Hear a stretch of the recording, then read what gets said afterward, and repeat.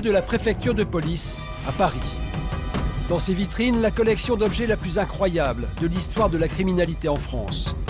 L'œilleton dans lequel le docteur Petiot regardait agoniser ses victimes. La cordelette qui servit à étrangler l'huissier Gouffet. La chaudière de Landru. Couteaux, revolvers, matraques. Toutes ces armes ont été utilisées pour commettre les crimes les plus sanglants. À partir du 19e siècle, les policiers font appel à la science pour résoudre leurs enquêtes. L'anthropométrie, l'étude de l'iris humain, la graphologie, la morphopsychologie sont utilisées. Daniel Thierry, commissaire divisionnaire et policier de choc, nous entraîne au cœur des plus grandes enquêtes criminelles du 19e siècle.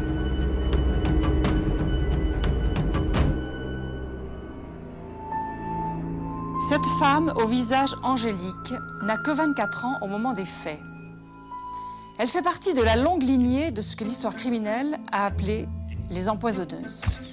Accusée d'avoir tué son mari, le maître de forge du Glandier, avec de pour assassinat. Elle marquera l'histoire du crime, car on peut se demander encore aujourd'hui si elle n'a pas été victime d'une erreur judiciaire.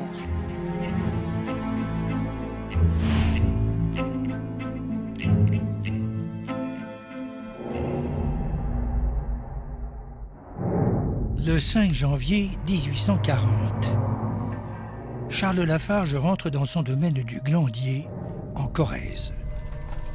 Il vient de passer plus d'un mois à Paris pour affaires. Marie, sa... Mais Charles se sent mal. Depuis plusieurs jours, il est sujet à une forte migraine et à de fréquents vomissements. Quand il arrive chez lui, il se couche immédiatement.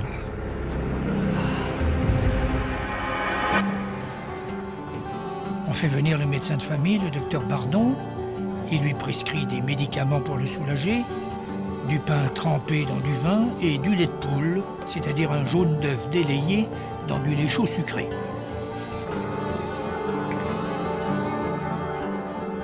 Marie, lait de poule. Mademoiselle Brun, une amie des Lafarge est là, elle aussi. Elle aperçoit Marie qui ajoute discrètement une étrange poudre blanche. Mademoiselle Brun l'interroge sur cette poudre. Marie répond qu'il s'agit de la fleur d'oranger, un calmant.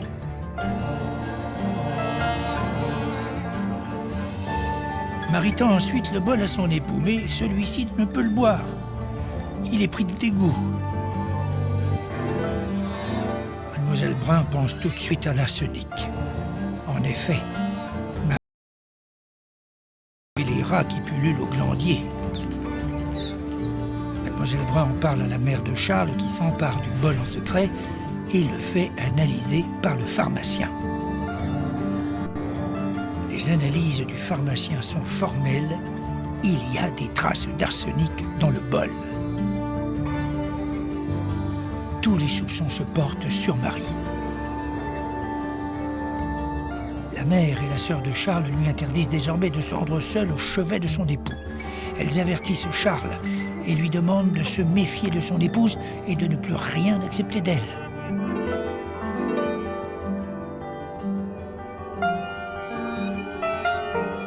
L'ambiance au Glandier est électrique. Aux cris de douleur de Charles s'ajoutent les implorations de Marie qui veut voir son époux à tout prix. Elle insiste pour que l'on fasse venir un nouveau médecin qui soit capable de soulager les souffrances de Charles. 2 nouveaux médecins arrivent, en vain. Entre 2 syncopes, Charles est pris de terribles convulsions. Il hurle de douleur. Désormais, il refuse de voir sa femme. Charles s'affaiblit d'heure en heure. Son agonie dure toute la nuit. À l'aube du 14 janvier 1840, après avoir reçu l'extrême onction du curé de Bessac, il s'écrie « Allez chercher, allez chercher !» Il ne finira pas sa phrase. Il meurt dans un dernier spasme. La mort de Charles Lafarge sonne la descente aux enfers de Marie Capelle, dorénavant veuve Lafarge. Édouard de Lamaze est avocat, il connaît bien l'affaire. Sa grand-tante Emma Pontier était la confidente de Marie. Nous avons découvert des documents, il y a 50aine d'années, dans notre maison de famille, qui révélaient des faits que personne ne connaissait sur cette affaire Lafarge. Je vous dis juste pourquoi. C'est que Emma Pontier, vous savez, cette jeune fille ravissante, merveilleuse, mignonne, qui était la grande amie de Marie Lafarge, qui était d'ailleurs la cousine de Charles Lafarge, a épousé mon grand-oncle Auguste de Lamaze. Donc voilà comment notre famille s'est trouvée en possession de documents inédits et de témoignages complets, puisqu'elle avait rédigé un carnet de dot. Elle raconte que Marie a fait l'objet d'une véritable machination, d'un complot. Charles Lafarge et Marie Capelle se marient le 12 août 1839. Mais contrairement aux apparences, ce mariage n'a rien d'un mariage d'amour. Marie Capelle est issue d'une famille influente parisienne. On l'a dit même descendante du duc d'Orléans. Orpheline à 12 ans, Marie est élevée par son grand-père, Jacques Collard, et sa tante, Madame Garat, au château de Villers-et-Long, près de Villers-Cotterêts, la cité de Philippe de France, duc d'Orléans. Elle avait été élevée comme une princesse à Villers-Cotterêts. Elle avait rencontré Alexandre Dumas, Talleyrand. Elle avait une vie de cour, en quelque sorte. Et puis on était rentré sous le règne de Louis-Philippe. C'était quand même un règne où les d'Orléans, dont elle pourrait descendre par la main gauche, étaient venus au pouvoir, le roi des Français. Donc il y avait, normalement pour elle, tout de quoi paraître. Et oui, elle connaît une adolescence dorée dans le faste des châteaux et des bals parisiens. Mais en 1838, son grand-père meurt, léguant toute sa fortune à son fils aîné.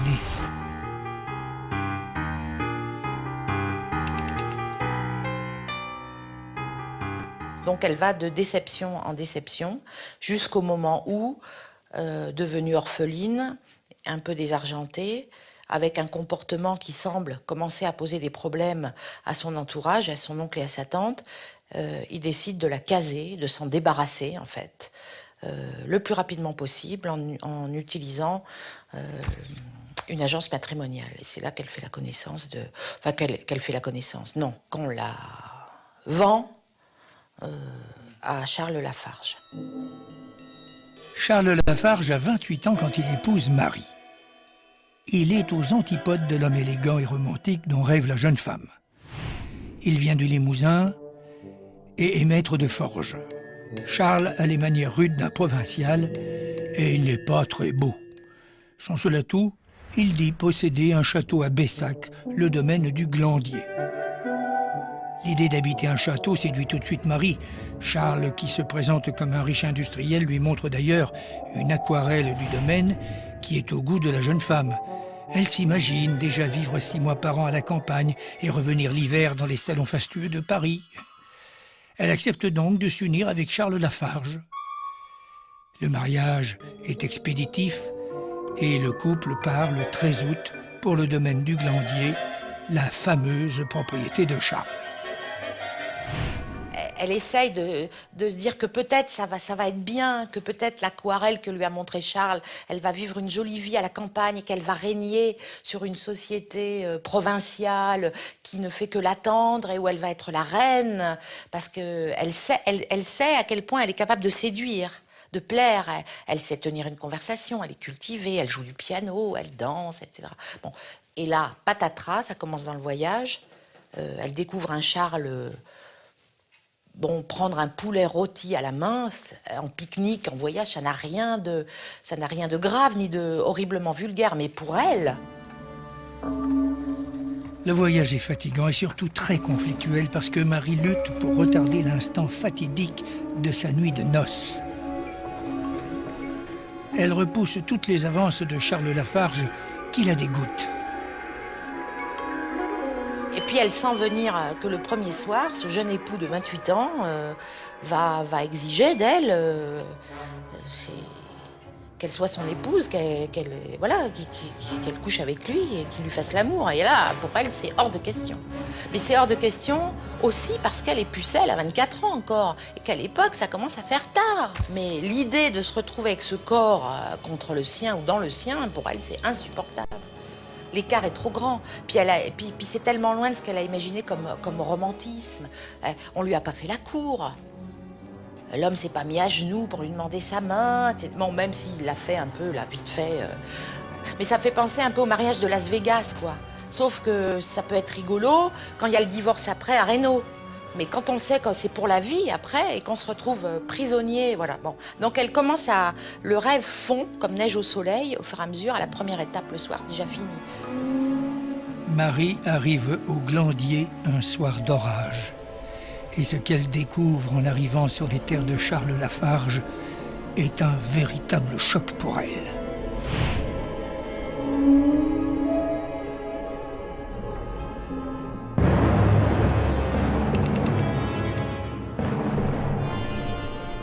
Nous sommes donc au Glandier, c'est-à-dire devant cette maison qui appartenait donc à la famille Pouc-Lafarge et où Marie Capelle arrive par une nuit d'orage du mois d'août 1839, quelques jours après son mariage. Alors elle s'attend à découvrir un beau château, puisque Charles lui a raconté Monts et Merveilles, a présenté, paraît-il, une gravure qui montrait un château avec des tours, des tourelles, un beau jardin à la française. Et en fait, elle arrive devant cette maison, qui était quand même juste une grosse maison bourgeoise et pas du tout un château. Et qui était surtout située dans un endroit tout de même complètement perdu, au fond d'une vallée assez sinistre finalement. Le château qu'elle imaginait enchanteur n'est en fait qu'un vieux manoir à moitié en ruine, froid et infesté de rats. Elle est désespérée.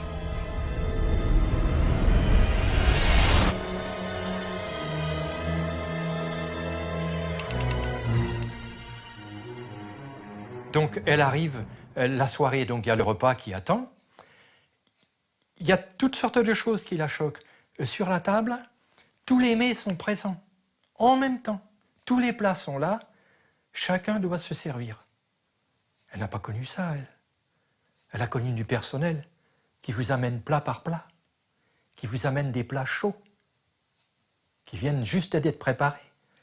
Là, les plats, certains ont le temps de refroidir. Et elle voit sa nouvelle famille attaquer les plats avec entrain. Pas de délicatesse, vous voyez. On plonge dans les plats, on y va. Ça la choque. Elle se rend compte que ce n'est pas son cadre de vie, ni le cadre en lui-même géographique, ni les gens qui vont l'entourer. Elle se refuse à cette vie, à cette nouvelle vie. Et là, elle commet son premier faux pas. Malheureuse, recluse dans sa chambre, Marie écrit une lettre à son époux. C'est la lettre désespérée d'une jeune femme isolée, désorientée, prête à en finir avec la vie.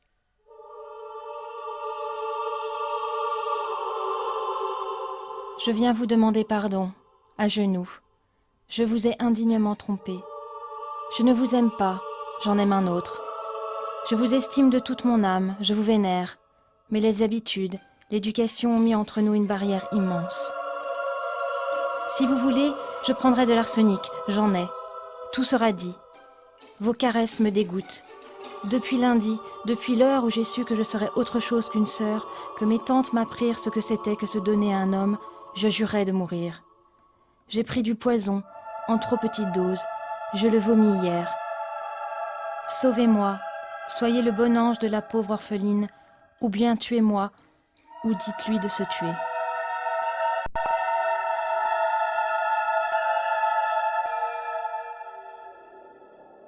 À cet instant, elle balance l'arsenic comme ça dans le... parce que, pour une raison simple aussi, c'est qu'il faut savoir que l'arsenic, c'est quand même le poison le plus utilisé à cette époque-là, parce que c'est un produit qui est sans odeur, quasiment sans saveur, donc on peut utiliser et qui n'est pas détectable dans les aliments ou dans une boisson. Et puis surtout, il est en vente libre, on s'en procure de façon totalement commode, il suffit d'aller chez l'apothicaire et avec un petit peu de moyens, on se procure les quantités d'arsenic que l'on veut. Malheureusement pour elle, il aura mieux valu qu'elle évite d'en parler. En lisant cette lettre, Charles est fou de rage. Il veut voir sa femme, mais Marie reste enfermée toute la nuit dans sa chambre. Nous sommes en plein romantisme. On écrit avec des verbes haut et fort. On écrit ses sentiments les plus profonds et on va jusqu'à la mort quand on aime ou quand on n'aime plus. Marie Lafarge, Marie Capelle, puisque c'est presque Marie Capelle qui écrivait le lendemain de son mariage, était une romantique. Elle a vécu comme une romantique et elle allait mourir comme une romantique. On l'avait vendue à un homme qui était gras, vulgaire, violent. Elle élevée comme une princesse à Villers-Cotterêts. Elle se trouve dans une maison qu'on dit être le château de Pompadour et qui se termine être une masure en ruine infestée de rats. Elle n'avait pas d'autre sort que de mourir en héroïne du romantisme. Le lendemain matin, Marie va mieux. Elle descend prendre le petit déjeuner avec la famille Lafarge et fait comme si de rien n'était. Marie est courageuse et l'angoisse qu'elle a connue cette nuit-là ne se reproduira plus jamais. Après cet incident, elle prend la décision d'accepter son sort. Puisqu'elle est mariée, elle n'a de toute manière plus d'autre choix que de rester au Glandier. La jeune femme décide de faire contre mauvaise fortune bon cœur. D'abord, elle entreprend de rendre Charles plus attirant. Sous ses conseils, il accepte de s'habiller proprement, de se raser tous les jours, de se nettoyer les ongles. En public, il vous voit Marie, comme cela se fait dans les beaux salons parisiens. Elle lui a aussi fait promettre qu'il la traiterait comme une sœur. Amoureux, Charles se plie à tous les désirs de sa femme, même les plus chastes. Il va aussi l'encourager à entreprendre de grands travaux de restauration au Glandier. Décidée à ne pas sombrer dans l'ennui, Marie se lance dans ce projet avec beaucoup d'enthousiasme. Marie, elle a des idées déjà, elle, pour améliorer son cadre. Elle repense à ce qu'elle a vu quand elle menait sa vie en région parisienne. Et elle se dit, je vais faire telle chose dans telle pièce, etc. Et à un moment donné, elle dit, on va casser ce mur. Oh là là! Elle s'attaque à la cuisine de sa belle-mère, un lieu sacré pour sa belle-mère. Nous sommes en Limousin, on aime bien manger, c'est donc un lieu doublement sacré pour sa belle-mère. Et là, Marie veut tout bousculer. Alors évidemment, les relations s'enveniment. Ce qui insupporte aussi sa belle-mère, c'est que Marie s'intéresse également aux forges de son époux. Charles a découvert un nouveau procédé qui permet d'augmenter la production. Marie pense que Charles peut enfin faire fortune. Elle se voit déjà retrouver le rang dont elle rêve. Mais pour déposer le brevet et le mettre en pratique, il faut de l'argent. Le 22 novembre 1839, Charles part pour Paris. Dès son arrivée dans la capitale, il prend rendez-vous dans les ministères, les banques, les établissements de prêt. Mais malgré les recommandations de sa femme, personne ne lui accorde l'argent qu'il demande. Charles a beau leur expliquer que sa découverte va révolutionner la production de la forge, personne ne lui fait confiance. Malgré ses échecs, Marie le soutient. Il lui envoie dès ce moment-là des lettres très tendres. Et donc effectivement, là, il va y avoir une relation épistolaire très volumineuse, très conséquente. Tous les 2 ou 3 jours, ils s'écrivent. Un courrier à l'époque met 3 jours à monter à Paris, mais l'autre époux a aussitôt la réponse. Bien, et il semblerait que Marie, effectivement, soit devenue amoureuse de son mari. Le projet de moderniser la forge avec l'invention de Charles semble souder le couple. Les premiers mots d'amour apparaissent dans les lettres qu'ils s'envoient. Nos cœurs se comprennent et ils défient la distance. Repose-toi toujours sur celui de ta Marie. Je suis éloigné de 16 lieues de toi, et cette nuit va me laisser bien de la tristesse. Penser que je t'aime, que je t'adore, rends mon cœur content, mais tu me manques. Mon cher Seigneur et Maître, aimez-moi car je vous aime. Regrettez-moi car je vous regrette. Embrassez-moi car je vous embrasse de toute mon âme. Je baisse ma tête pour que tu me donnes un tendre baiser sur mes yeux. En voici 2 là, pour les tiens. Pour t'écrire ce soir, j'ai fait ma toilette. Mes cheveux flottent, mes yeux brillent de souvenirs qui se rapportent à toi. Tu m'aimerais, mon miroir me l'a dit, et je le remercie, car il est doux d'espérer plaire à ce que l'on aime. Marie joint à sa lettre une mèche de cheveux collée à la cire.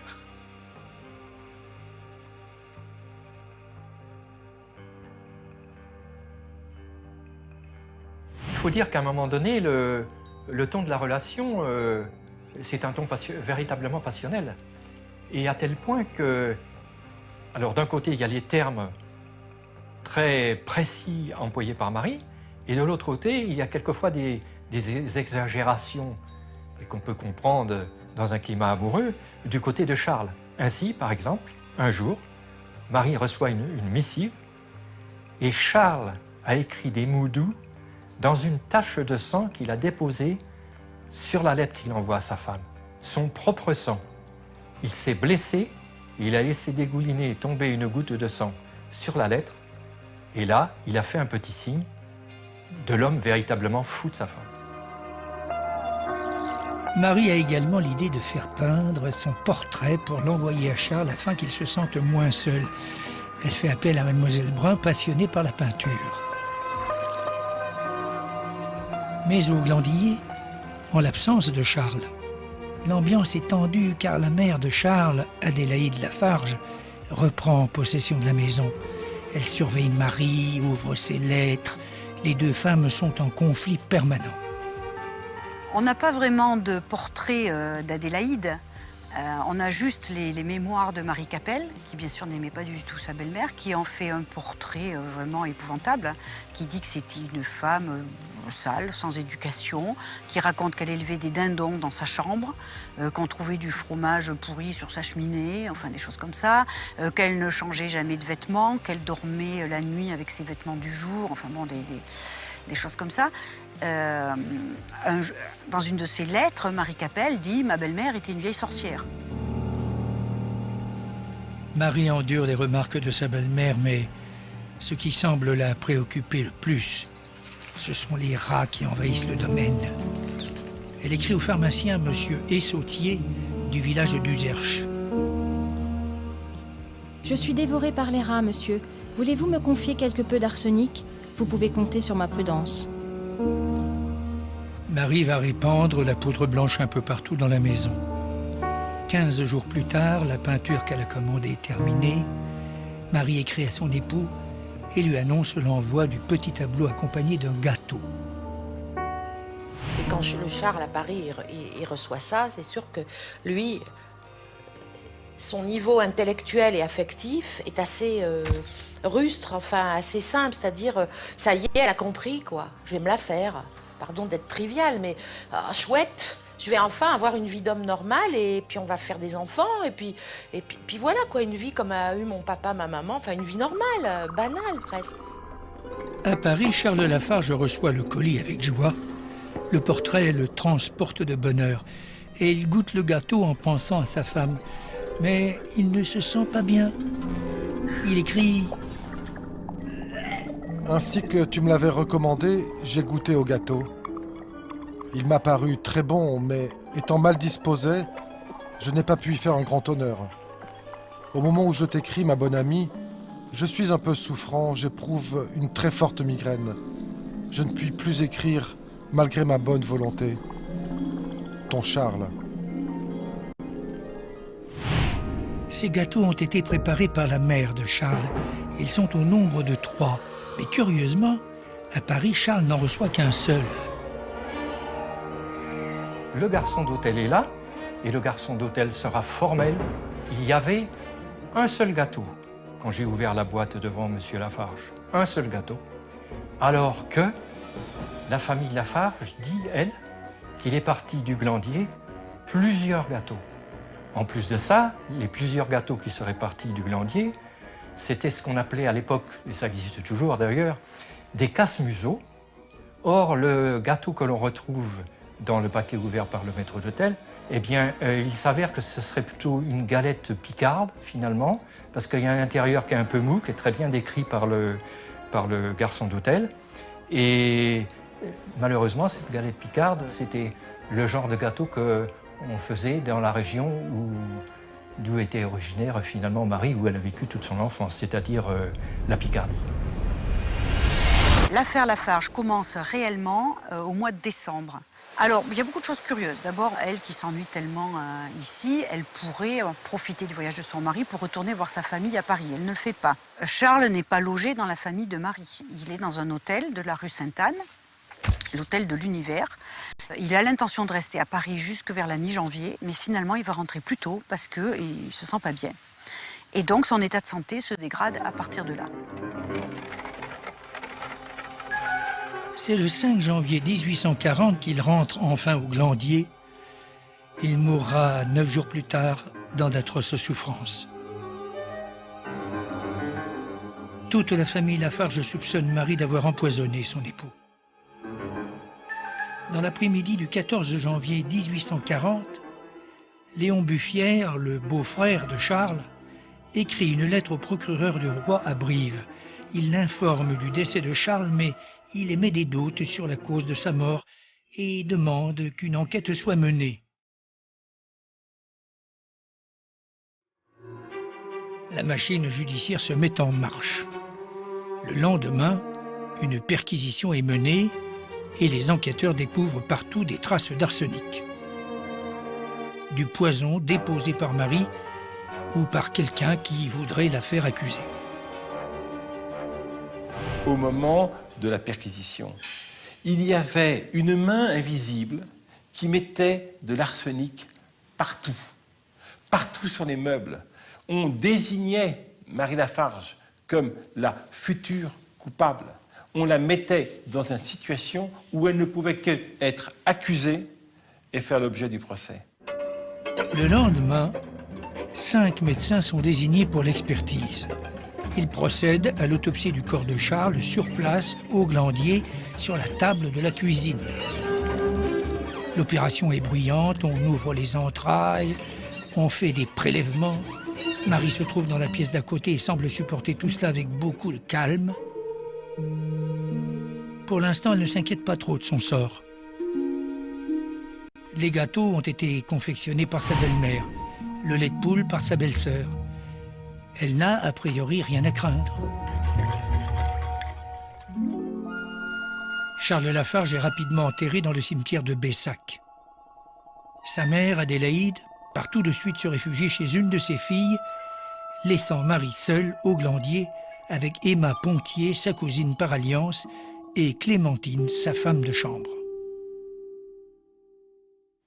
Marie Lafarge avait, du fait de son éducation, peut-être même de ses origines, une vraie volonté de libéralisme, d'émancipation. Et la société intelligente du Limousin l'avait repérée. Donc les intellectuels étaient de son côté. Mais la société des notables, ils voyaient une femme dangereuse, une femme qui allait mettre la révolution et la pagaille dans le Limousin, dont il fallait se débarrasser. Donc, dès la mort de Lafarge, elle était désignée la coupable. Nous sommes le 22 janvier 1840. Les experts rendent leurs conclusions. Le lait de poule contenait une grande quantité d'acide arsénieux. Les liquides contenus dans l'estomac ainsi que l'estomac offraient de l'acide arsénieux. Il y avait donc de l'arsenic dans le lait de poule et dans le corps de Charles Lafarge.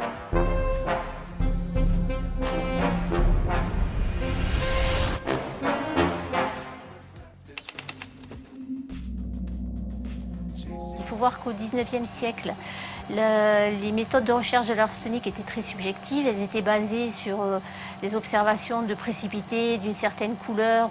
De nos jours, les techniques d'analyse pour la recherche et la mise en évidence de l'arsenic sont des techniques de spectrométrie et d'émission d'absorption atomique qui sont très sensibles et très spécifiques, ce qui permet effectivement de mettre en évidence de manière certaine la présence d'arsenic. Dans le cas d'une intoxication chronique à l'arsenic, les symptômes digestifs apparaissent aussi, mais il y a d'autres symptômes et des manifestations cutanées notamment qui sont décrites avec des érythèmes, une augmentation de l'épaisseur de la peau au niveau de la paume des mains, des pieds, des alopécies, c'est-à-dire perte des cheveux, des poils, une coloration caractéristique des ongles avec une alternance de bandes grises et blanches. Tous ces symptômes-là n'ont pas été décrits au niveau du rapport d'autopsie qui a été produit à l'époque. Malgré une autopsie sommaire, le 23 janvier au matin, le procureur du roi inculpe Marie Lafarge-Capelle d'avoir attenté à la vie de Charles-Joseph Pouck-Lafarge, son mari. On vient arrêter Marie le 23 janvier 1840 au matin. Il y a 2 ou 3 hommes de loi qui sont là. Et on part en voiture. Elle aurait bien voulu pouvoir faire le chemin sur sa jument, mais on le lui interdit. Elle part donc en voiture par les chemins tortueux et boueux de l'époque, qui nous séparent de Brive. Et donc on emprisonne aussitôt Marie à Brive. Elle est écrouée. L'arrestation de Marie Lafarge fait la une de tous les journaux. Tout Paris est au courant de la terrible infortune de cette jeune femme issue d'une famille influente de la capitale. Il y a un de ces journaux qui passe sous les yeux d'un membre de sa famille, M. de Léotot. Il s'est marié avec l'amie d'enfance, Marie, une autre Marie aussi, l'amie d'enfance de Marie Capelle. Et M. de Léotot, sa femme, ses diamants ont été subtilisés l'été d'avant, l'été 1839, dans leur château de Busagny, à l'ouest de Paris. Et M. Léotot, tombant sur ces lignes, Marie Capelle emprisonnée, se dit, mais si elle est emprisonnée, pourquoi n'aurait-elle pas volé nos diamants? Il en avertit aussitôt le chef de la sûreté parisienne. Le 10 février 1840, les gendarmes effectuent une recherche dans le domaine. Les bijoux sont retrouvés dans la chambre même de Marie Lafarge. Les diamants sont envoyés à Paris, chez Lecointre, qui était joaillier sur la place Vendôme et qui reconnaît formellement les bijoux. Donc elle est bien obligée de dire que ben oui, c'est bien les bijoux de son amie Marie de Nicolai. Et alors là, elle raconte une histoire très compliquée, qu'en fait, c'est son amie qui les lui a confiés parce que cette amie avait un amant qui fait du chantage et qui demande de l'argent, et donc c'était pour vendre ses diamants. Alors Marie de Nicolai est furieuse, parce qu'elle dit que c'est complètement faux. On retrouve le soi-disant amant qui est en Algérie, et qui ne comprend rien du tout à ce qui lui arrive. Il reconnaît qu'il connaissait bien les deux jeunes filles, mais il n'a rien à voir là-dedans. Et donc, Marie va être jugée pour le vol des diamants. C'est un jugement qui aura lieu au mois de mars au tribunal de Brive, qui est d'ailleurs inauguré pour cette occasion. Et elle est condamnée à 2 ans de prison pour vol de diamants. Ça va lui porter tort, puisqu'évidemment, beaucoup de gens se détournent d'elle à la suite de cette affaire. Et surtout, au moment du jugement, au mois de septembre aux Assises à Tulle, elle est déjà emprisonnée en tant que voleuse. Alors bien sûr, ça n'a rien à voir. Je veux dire, c'est pas parce qu'on a volé des diamants qu'on a empoisonné son mari. Mais dans l'esprit de beaucoup de gens, les 2 affaires sont liées. Donc elle n'est plus crédible. Et cette affaire de diamants va lui porter grand tort. Ce que tout le monde attend maintenant avec impatience, c'est le 2e procès, celui de l'empoisonneuse du Glandier. L'acte d'accusation est terrible. Il accable l'accusé et reprend point par point tous les faits qui désignent Marie Lafarge comme coupable. L'achat d'arsenic pour assassiner son mari, l'envoi d'un gâteau empoisonné, la poudre blanche versée dans les remèdes que Charles prenait lorsqu'il était alité, Les témoignages accablants de Mademoiselle Brun et d'Adélaïde, sa belle-mère, sont également cités. En conclusion, on accuse Marie Capelle-Lafarge d'un grand crime conçu et préparé avec une profonde dissimulation, exécuté avec une persévérance et une cruauté atroces et froide. L'avocat général lui tend alors la fameuse lettre qu'elle a écrite en arrivant au Glandier, où elle dit vouloir rompre et surtout posséder de l'arsenic. Sur ce point, elle s'explique clairement. « Je me suis vue seule, enfermée dans une grande chambre qui devait être la mienne pour toujours. Voyez-vous, j'ai perdu la tête, dit-elle. » Mais les témoignages contre Marie s'enchaînent. Mademoiselle Brun confirme l'avoir vue verser de la poudre blanche dans un bol, et surtout Denis Barbier, l'homme à tout faire du Glandier, déclare que Marie lui a demandé le 8 janvier 1840 d'acheter de l'arsenic. On brosse le portrait de Marie finalement empoisonneuse déjà. Elle est déjà qualifiée d'empoisonneuse. Il y a d'abord eu l'histoire du gâteau à Paris. Du Glandier seraient partis des gâteaux. Or, à Paris, il arrive véritablement un seul gâteau. Le garçon d'hôtel est formel lors du procès. Et évidemment, on suspecte que ce soit Marie qui ait fait une substitution. Ensuite, on évoque les achats d'arsenic, évidemment, puisque c'est 64 grammes d'arsenic qui sont achetés par le dénommé Barbier. Alors, avec 64 grammes d'arsenic, pratiquement, vous pouvez exterminer toute la population limousine. Les premiers experts avaient affirmé qu'il y avait bien de l'arsenic dans les analyses qu'on leur avait confiées. Mais un accident de laboratoire a empêché d'apporter au procès des conclusions irréfutables. Le procès de Marie Lafarge, c'est le premier procès en France où il va être question de toxicologie. Ce sont les débuts de la toxicologie dans les affaires criminelles.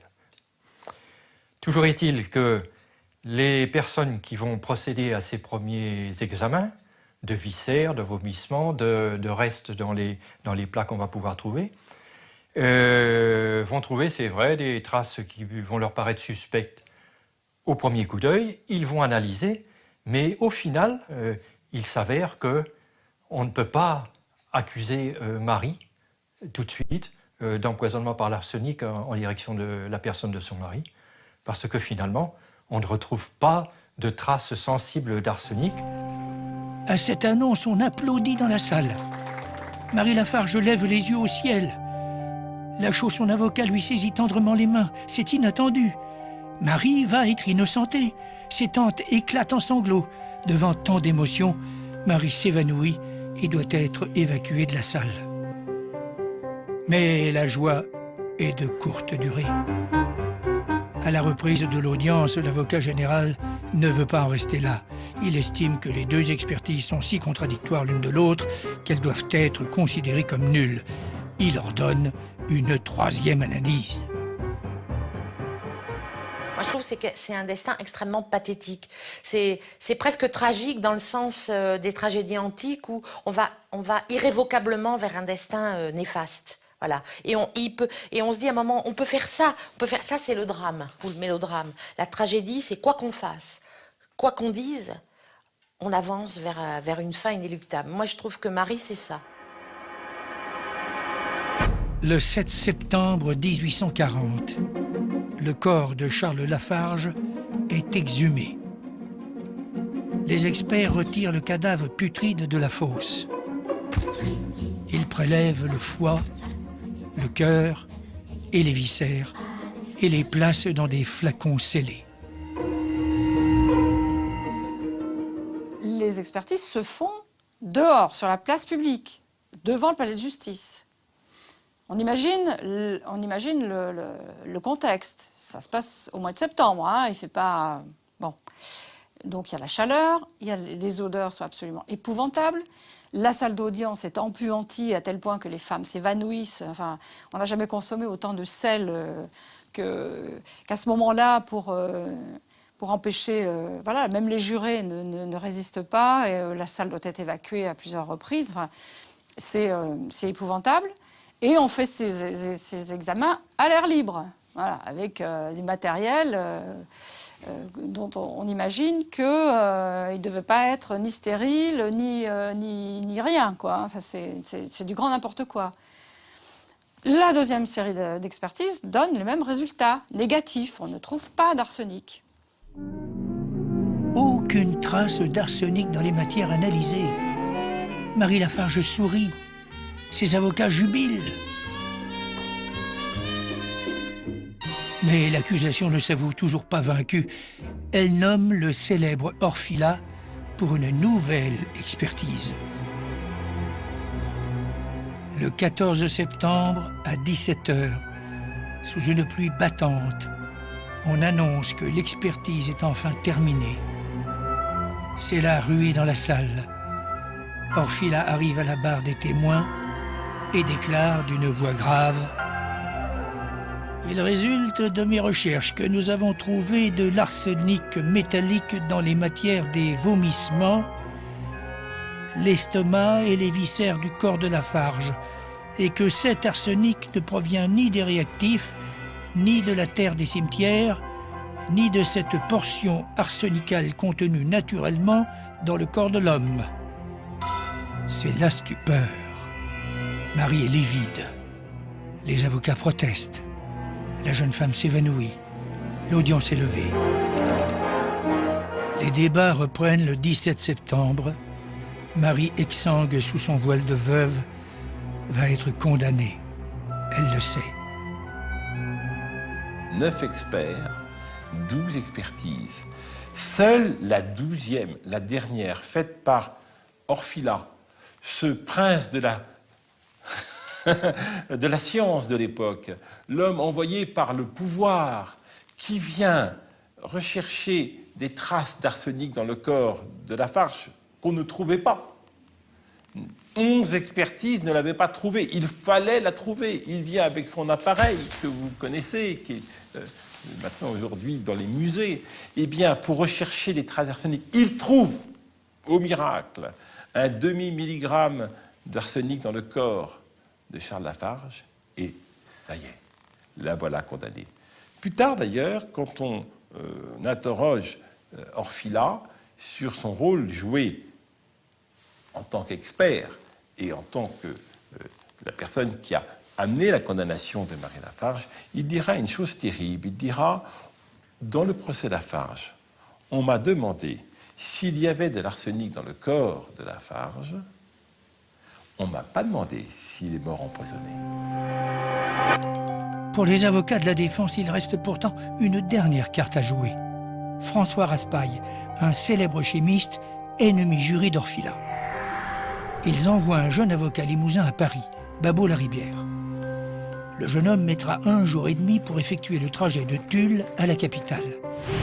Il arrive chez Raspail le 17 septembre au soir. Se joue alors une véritable course contre la montre. Le 18 septembre, à 2h du matin, Raspail, accompagné de Babot Laribière, prend la route. Le 19 septembre, à 4h du matin, ils traversent Limoges. Mais ils sont en retard, freinés par la rupture d'un essieu. Quand ils arrivent à Tulle le 19 septembre, à 11h du matin, il est trop tard. Le verdict a été rendu. Marie Lafarge, jugée coupable, est condamnée à la prison à perpétuité.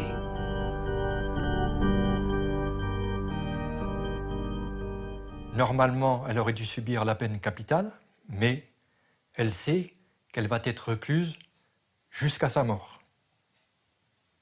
Elle n'a que 24 ans. Elle est seule, elle n'a pas de famille dans l'entourage, à Tulle. Marie dépérit en prison. Elle a les cheveux gris comme si elle avait vieilli prématurément. Elle est rongée par des maux de tête incessants. Elle est alors transférée à la maison de repos de Saint-Rémy-de-Provence, dépendant de l'administration pénitentiaire. En juin 1852, elle est libérée définitivement après 12 ans de prison. Elle se réfugie à Ussat, dans les Pyrénées, où elle meurt quelques semaines plus tard. le 7 septembre 1852, dans cette maison d'une maladie de cœur incurable.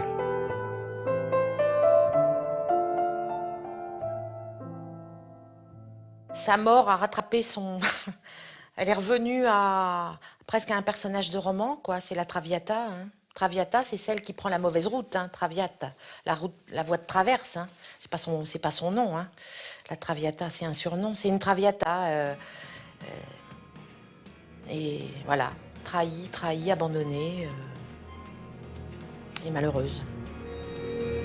Marie Capelle venait d'avoir 37 ans.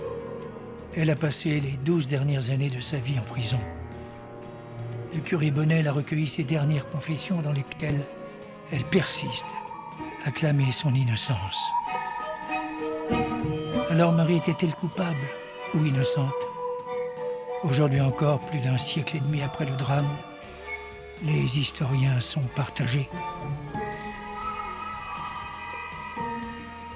Marie n'a rien d'une femme soumise. Elle se serait soumise au monde dans lequel elle a été élevée. Mais elle ne se soumet pas à ce qu'elle considère comme étant incompatible avec sa vraie personne, avec son vrai niveau. Voilà. Donc moi, je pense qu'elle va s'arranger pour acheter suffisamment d'arsenic pour empoisonner son mari, et qu'elle l'empoisonnera. Mon intime conviction, c'est que c'était un procès politique, d'abord. Que Marie Lafarge, sous ce règne de Louis-Philippe, gênait. Elle gênait d'abord le pouvoir, parce que c'était une bâtarde d'Orléans, en tout cas, tout laissait en penser à l'époque. Et on le disait, toutes les gazettes le rappelaient, c'était une bâtarde d'Orléans empoisonneuse. Et donc, elle empoisonnait la politique, d'abord, et principalement le roi Louis-Philippe. Aujourd'hui, Marie Capelle Lafarge repose dans le petit cimetière du village d'Ornelac, dans les Pyrénées. Sa tombe est soigneusement entretenue, aujourd'hui encore, par un public acquis à sa cause. Marie a déchaîné les passions amoureuses. Lachaud, son avocat, s'est incliné jusqu'à la fin de sa vie devant sa sépulture. Elle a inspiré Flaubert et même d'autres écrivains. Une foule immense est venue se recueillir sur sa tombe, à l'affût du moindre souvenir. Celle qui a emporté son secret avec elle ne laisse à ses adorateurs qu'une histoire inachevée. Aujourd'hui, il est clair qu'avec le matériau dont on dispose, judiciaire, scientifique, Marie Lafarge ne serait pas condamnée. Toutes les contre-expertises, toutes les contre-enquêtes qui ont été menées par la suite ont abouti au même résultat, mais parce qu'on n'a pas d'autres éléments en notre possession. Ce qui n'a pas été fait à ce moment-là n'a pas été fait, on ne peut pas revenir dessus. Mais ce qui est sûr, c'est qu'aujourd'hui, on peut dire que l'affaire Lafarge reste une des